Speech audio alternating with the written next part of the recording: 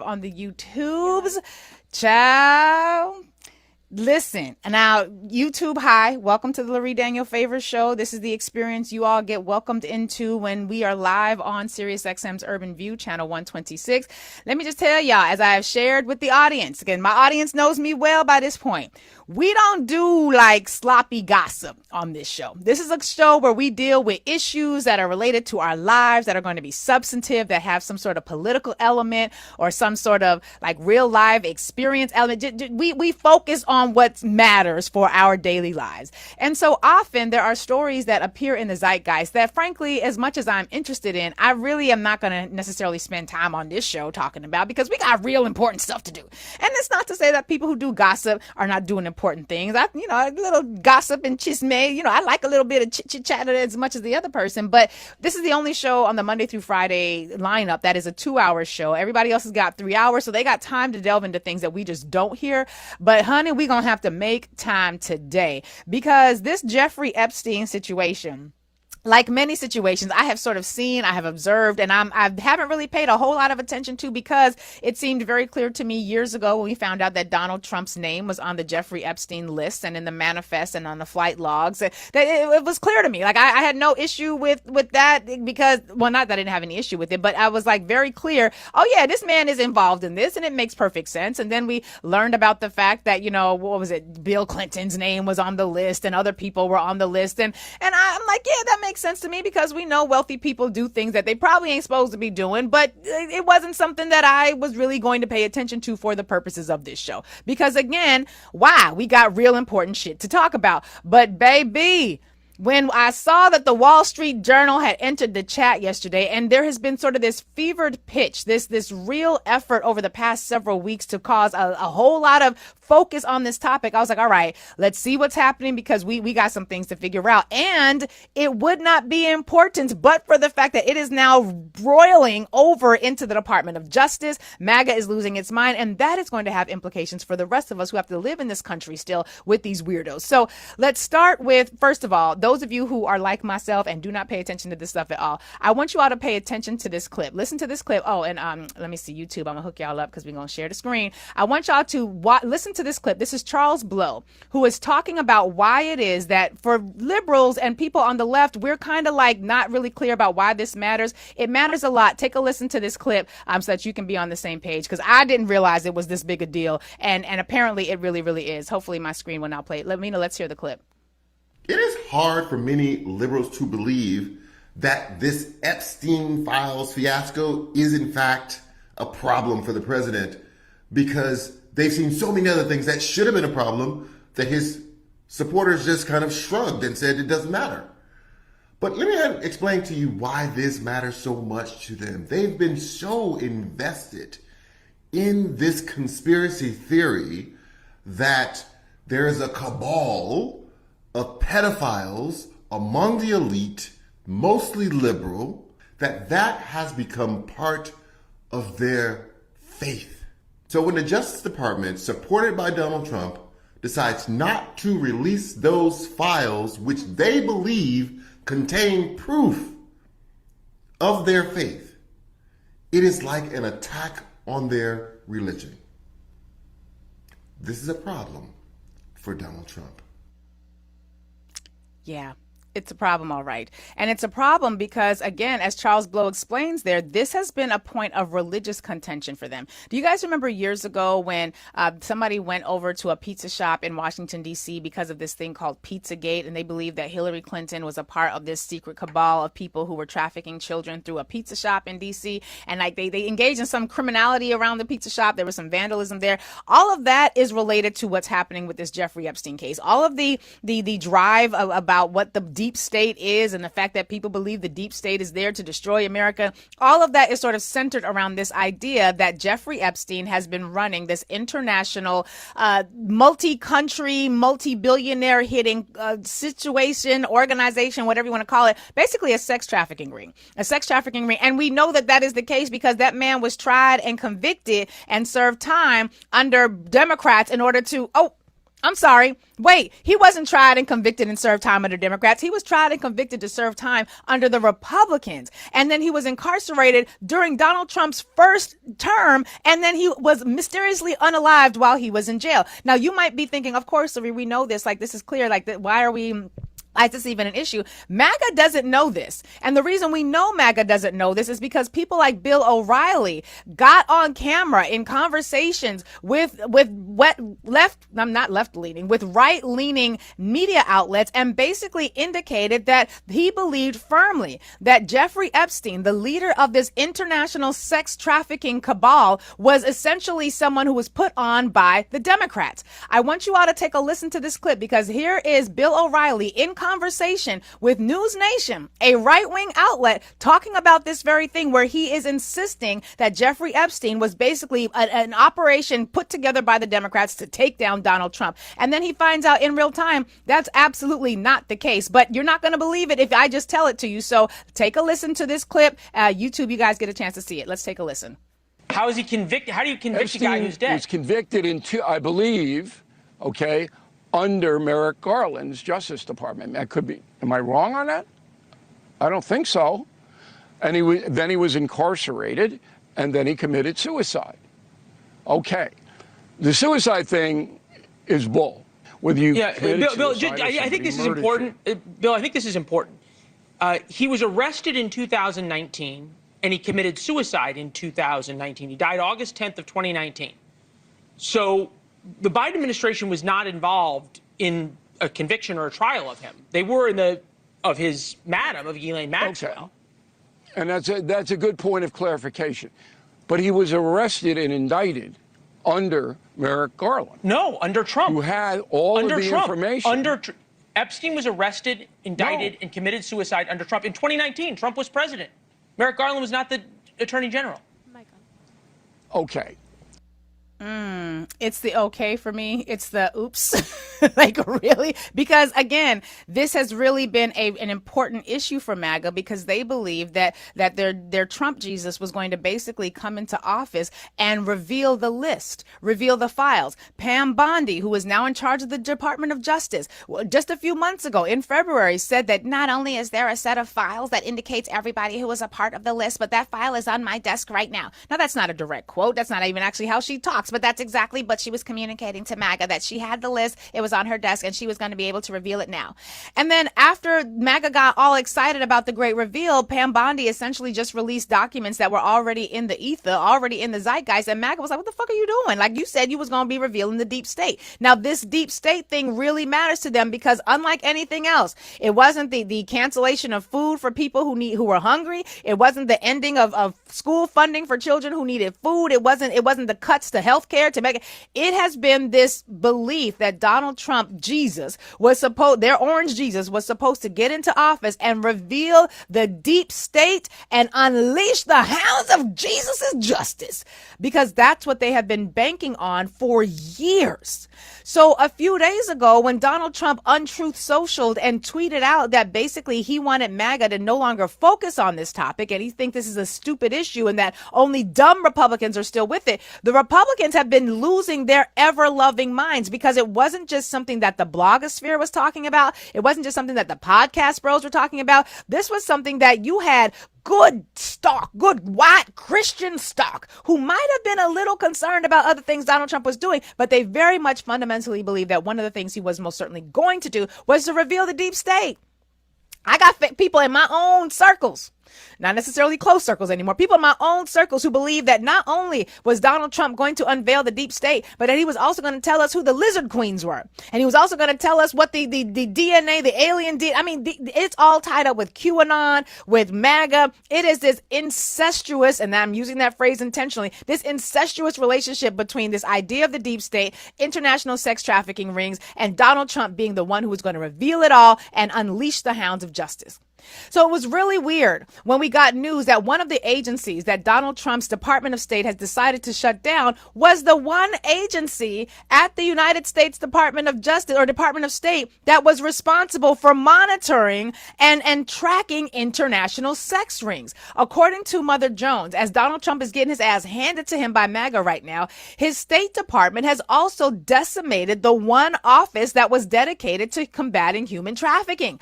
All of this is happening like now. Like this is stuff that's happening right now. As part of the downsizing, according to Mother Jones, the Trump administration on Friday cut more than 1,300 positions at state and about 15% of the Washington-based staff, which has been the largest reduction at this agency in decades. This is basically targeting this agency or this office that was supposed to be preventing human trafficking. The office was called the Office to Monitor and Combat Trafficking in Persons, known as the TIP office. You are the president elected by people who believe that you are going to reveal the horrors of the international sex rings that your best friend, or at least Jeffrey Epstein said y'all was best friends for a good 10 years. You were supposed to be the one that revealed to them the magical powers of the deep state. And you just shut down the office, the one federal United States office that was designed to not only track international sex trafficking and slave labor, but also produced a report that rated other countries as it pertains to whether or not they were working to stem the flow of sex trafficking and forced labor, or if they were expanding and profiting from the flow of sex trafficking and slave labor. And Donald Trump, the king of MAGA, basically just shut down the American office that focuses on these things. Now, this was also interesting because this office also worked with other partners around the world. They were supposed to train prosecutors. They were helping other countries combat human trafficking. And their mission basically included managing tens of millions of dollars for these programs. And it has always been done on a bipartisan effort. Senator Little Marco Rubio, basically, when he submitted his reorganization plans, was like, what we're going to do is cancel this office, even though right now MAGA is losing its shit about the fact that the elongated muskrats of the world are hyping him up and talking about, well, if it's just a hoax, how come Jeffrey Epstein unalived himself? Like, there is a whole broiling situation happening right now. And this is the time that the Trump administration decides to cut the funds for the office that's supposed to combat human trafficking.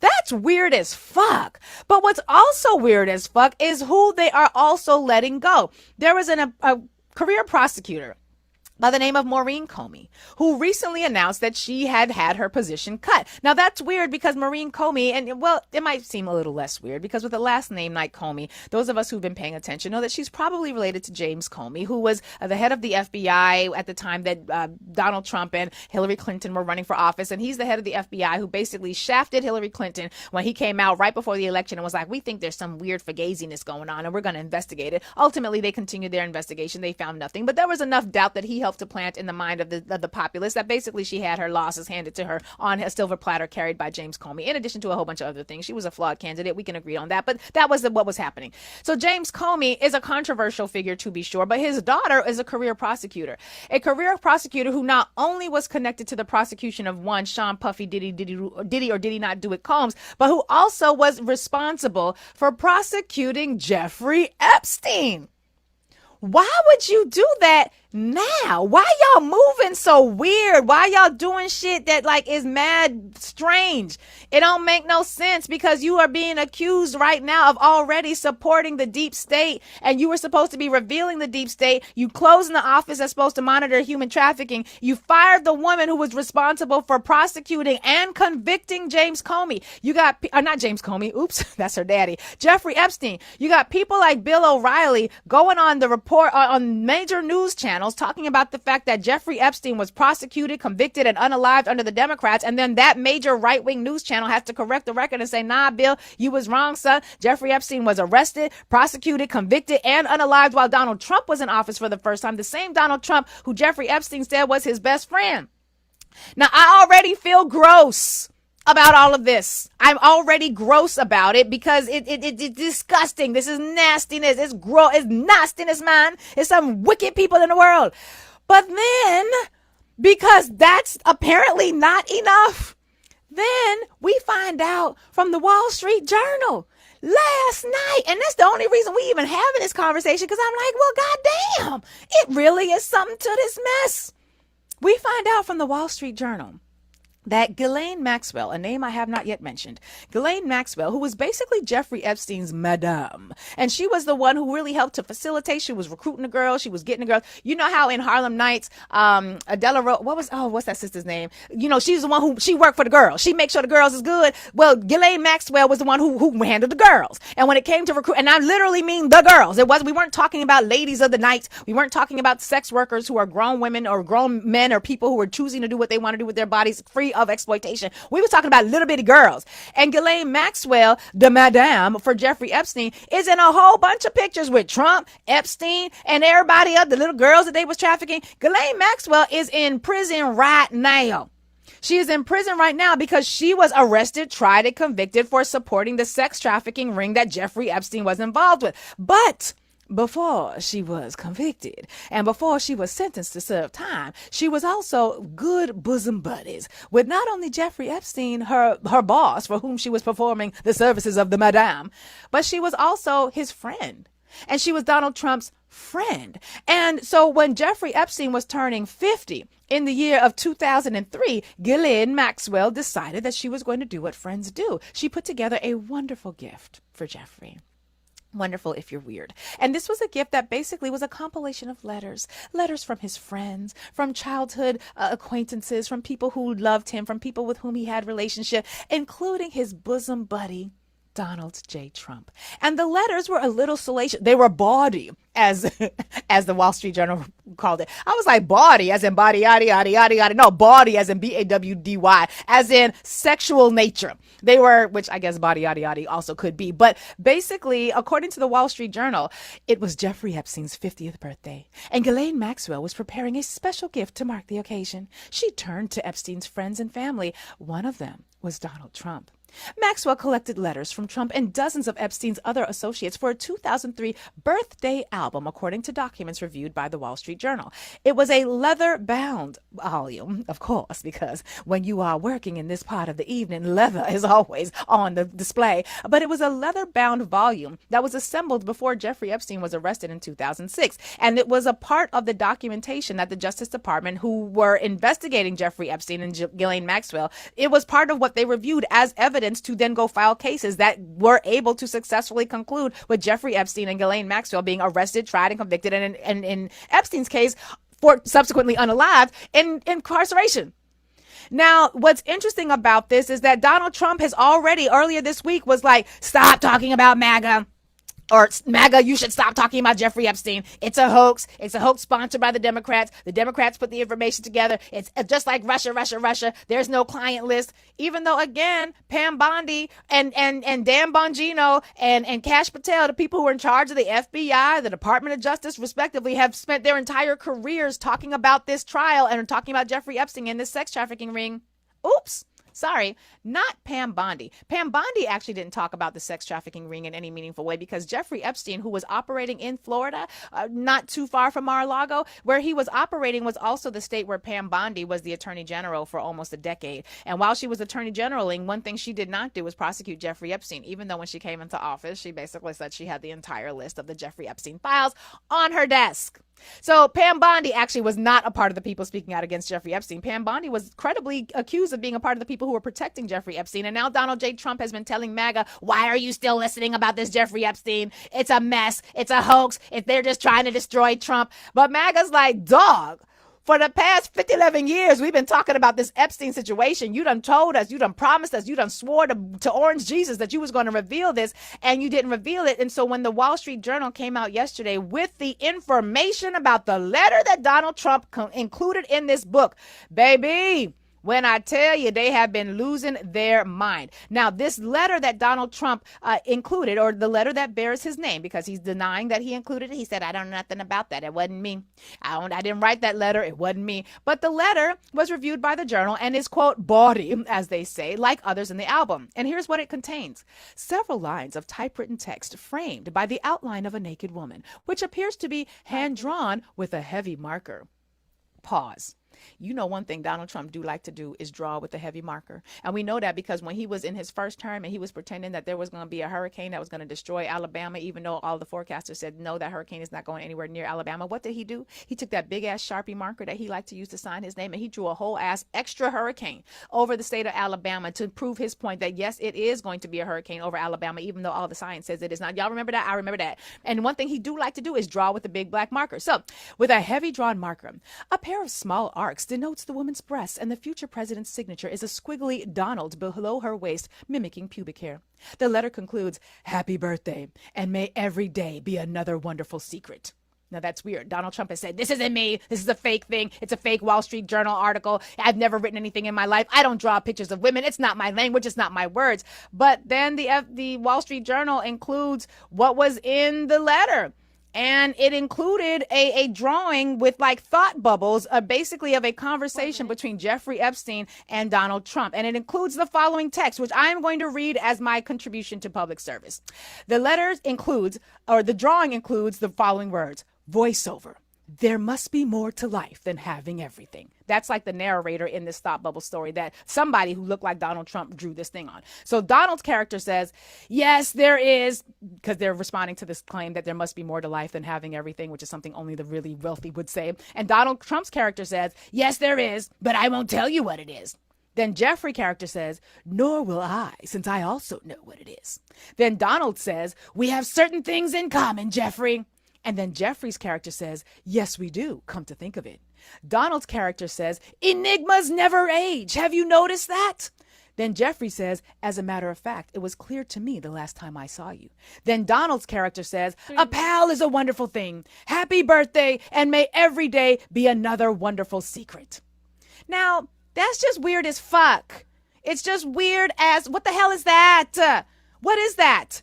And then that part about enigmas never age, I was like, well, that's weird. What is this enigmas never age thing? And then I find out that apparently, according to the MAGA world, they know what enigmas are. And enigmas are it's like, what is the phrase when you have letters that say one thing, but it stands for another thing? I think there's a phrase for it, a phonics phrase that I just can't remember at the moment. But there's a phrase that basically says when you have a set of letters that spell one thing, but it stands for another thing, that's what MAGA believes this whole point of enigmas is, because enigmas spelled differently is also gay minds, GAMINES, which is a phrase that refers to young girls.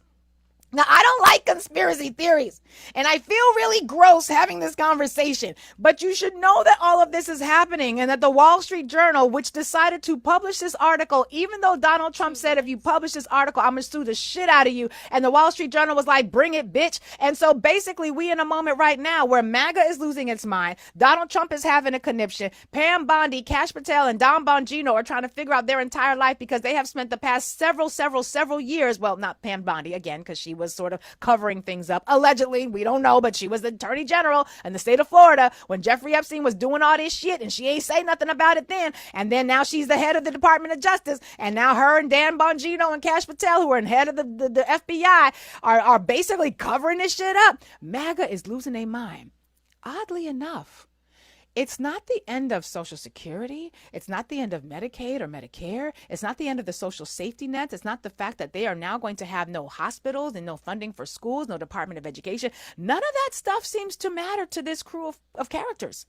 What matters is that their orange Trump Jesus appears to have been caught with his hand in a very underage jar. And now they are making connections that the rest of us were like, well, yes, of course. We knew Donald Trump was busting up into the changing rooms of young teen Miss competitions when he owned the Miss whatever competition that was on the record. Yes, we know that Donald Trump and Jeffrey Epstein were reported to have been best friends for decades because that was on the record. We all knew this stuff. Apparently, the MAGA world is cracking, because they're all hearing it for the first time and they don't have a way to deny it and to negate it. And they're really scared and really upset, and Orange Jesus is crumbling and they don't know what to do. And it's kind of gross. And I wish I could go take a shower because I feel disgusting, but I'm glad it's happening, because if nothing else, now they can't hide anymore.